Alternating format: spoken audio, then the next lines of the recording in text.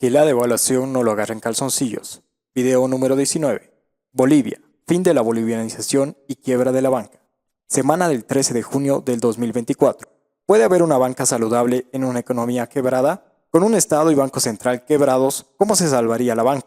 Solo con estadísticas falsas y medias verdades. La realidad es que la mora es el doble o triple de lo que se reporta, debido a la maña de reportar las cuotas en mora, y no el total del capital de las operaciones. Práctica internacional que de cumplirse ya estaría arrojando una mora cercana al 10% de la cartera, indicador tremendamente alarmante. Con respecto a la liquidez, el BCB viene de informar que los bancos le deben cerca de 3.000 millones de dólares, en sí la contraparte de los dólares que el BCB debe a los bancos. Entonces, los indicadores de liquidez también están inflados, sin mencionar que el Banco Central no devolverá los dólares ni siquiera el 2026. Y que el riesgo cambiario y crediticio lo corre la banca. Quiebra de bancos, desdolarización y desbolivianización mediante serán los ciudadanos que perderán todo. Fragilidad del sistema financiero. Todo apunta a que la primera víctima de la crisis serán los ahorristas, que perderán todos sus depósitos. Una vez se produzca el gasolinazo, todo el sistema financiero se vendrá abajo, en cuestión de horas con corridas bancaria y monetaria simultáneamente.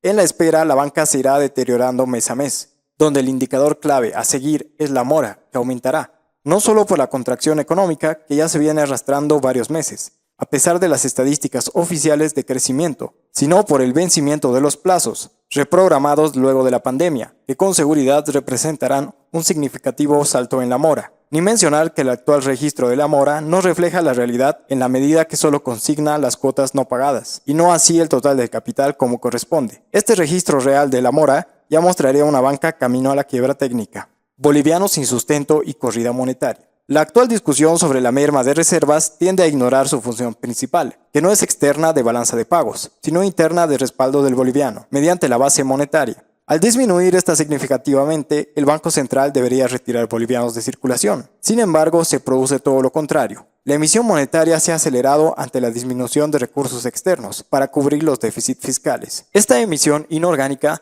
no solo es inflacionaria, sino que en el actual contexto de vaciamiento de reservas del Banco Central, dejan al boliviano sin ningún respaldo para mantener su valor. Es así que el boliviano perderá todo su valor. El momento que la población tome conciencia de esta realidad, querrá salir masivamente del boliviano, buscando refugio en cualquier otro activo que le permita mantener el valor de su patrimonio. Crisis bancaria en el horizonte. Un último reporte de la unidad de inteligencia de la revista The Economist alerta que en Bolivia se está gestando una crisis bancaria. Los indicadores a febrero de 2024 muestran una tendencia negativa, particularmente captación de depósitos, otorgación de créditos, mora y utilidades. El informe alerta que los problemas de balanza de pagos y financiamiento del déficit incidirán un mayor deterioro de estos indicadores, llegando a producirse una crisis bancaria.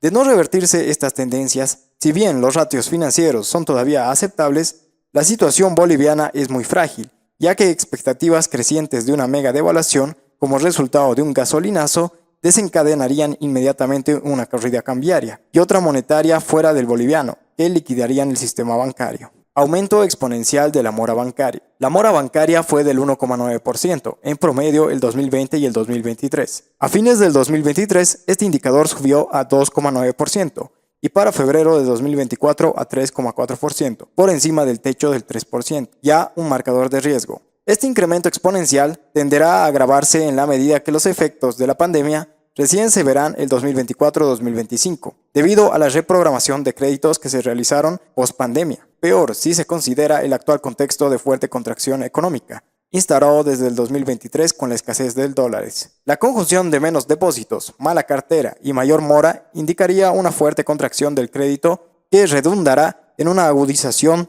de la contracción económica, particularmente en el sector privado. Es de esperar que la mora bancaria llegue al 7% para fines del 2024, ya un indicador de crisis abierta con efectos en los ratios de capitalización y liquidez.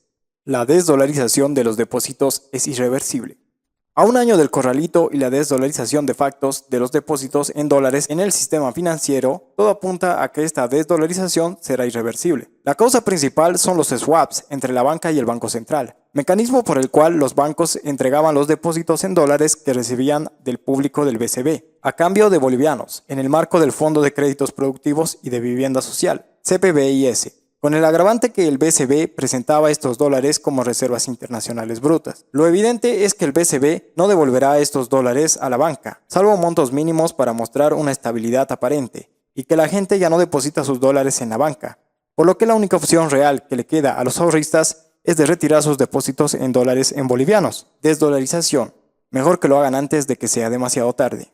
Los bancos dispusieron los ahorros en dólares y no los pueden recuperar. El negocio de un banco es prestar el dinero de los ahorristas. Mecánica simple en apariencia, pero compleja si se quiere precautelar estos depósitos. Si no, cualquiera abriría un banco y el sector no estaría sujeto a regulaciones. En Bolivia los bancos están con descalce en los depósitos en dólares, es decir, que no disponen de liquidez en divisas suficientes para atender las demandas del retiro de los depositantes. Falta gravísima en cualquier sistema bancario que debería haber sido severamente sancionada por la autoridad reguladora. Más grave aún es que este descalce obedece que los bancos depositaron todas las divisas que recibieron del público en el Banco Central, como garantía para préstamos de liquidez. Segunda falta gravísima. Pero resulta que no hay sanciones, ya que el origen de la confiscación de las divisas del público es el Estado, que se las ha gastado y no las puede devolver.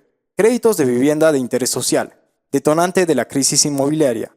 En 2013 se instituyeron los créditos de vivienda de interés social, que más que impulsar el sector de construcción, vino a alimentar y fomentar la especulación inmobiliaria en Bolivia. A los bancos se les obligó a concentrar una importante fracción de su cartera en estos créditos, que aceptaban valores de mercado irreales, de los inmuebles a tasas fijas muy baratas, por hasta 20 años y esencialmente a asalariados o cuentapropistas en el sector formal. En contrapartida, a las AFP se les obligó a prestar plata a los bancos en condiciones poco ventajosas, en desmedro de los aportantes. Ahora que se está produciendo un sinceramiento de la economía, donde el dólar ya empezó a recuperar su verdadero valor vía una mega depreciación del boliviano y que la gente está empezando a perder sus empleos o a vender menos, pagar estos créditos será prácticamente imposible para la mayoría de los prestatarios, al igual que sostener las tasas de interés para los bancos. Se producirá un quiebre de la cadena de pagos, con fuertes pérdidas de los bancos que, añadidos a las otras dinámicas de crisis que se están viviendo, colapsarán todo el sistema.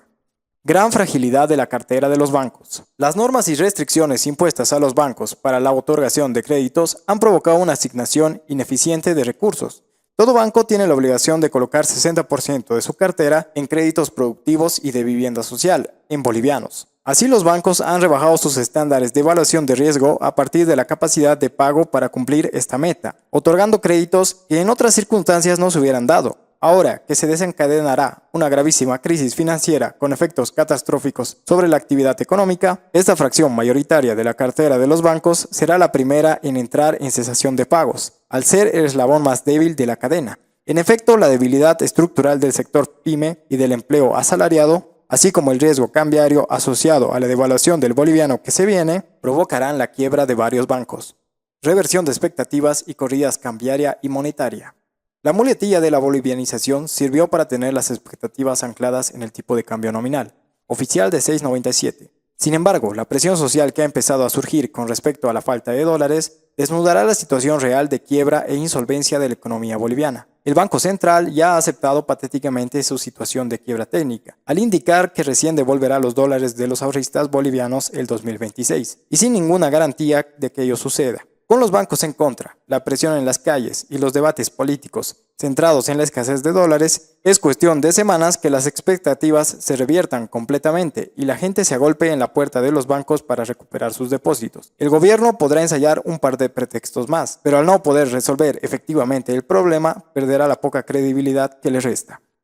La banca herida de muerte. La mora a fines del 2024 se ha disparado, y solo es el principio, la mayor en los últimos 15 años. Y con un registro engañoso, pues solo se contabilizan las cuotas en mora y no así el total del capital de las operaciones en mora. De aplicarse estas normas prudenciales de la banca internacional, la mora saltaría del actual 3,3% a cerca del 10%, cifra totalmente alarmante, donde los fondos previstos para cubrir estas consistencias quedan insuficientes. Y es solo el principio, pues la crisis en el sector real recién empieza. Además del fuerte impacto sobre la mora que se espera para este 2024 de los préstamos reprogramados durante la pandemia, se viene la severa crisis en los sectores pyme y de vivienda social, que serán los primeros afectados por la fuerte contracción en curso debido a la falta de dólares, ello sin mencionar las serias dudas sobre la situación real de liquidez de la banca.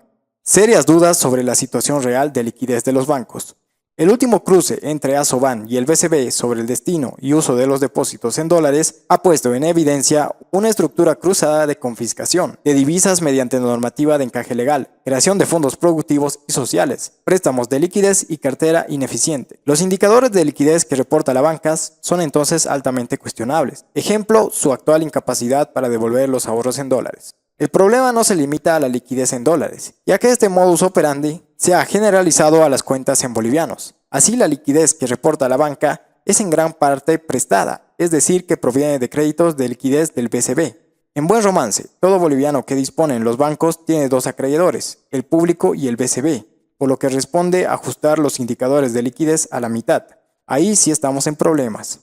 Informe del FMI lapidario sobre la banca. El gobierno está tratando de evitar la publicación del informe de la última misión del FMI, que concentró su trabajo en el sector financiero. Las razones son obvias. Estas conclusiones son lapidarias para el gobierno. Muestran la extrema fragilidad del sistema bancario, que no resistiría a la crisis de balanza de pagos y corrida monetaria en ciernes. La mora es el triple de lo que se publica. La liquidez es prestada. Los ratios de adeudación del capital ya están totalmente en zona roja. Ajustar estos coeficientes a los estándares internacionales provocará una contracción del crédito brutal, que vendrá a profundizar la contracción económica del 2024 y de los próximos años.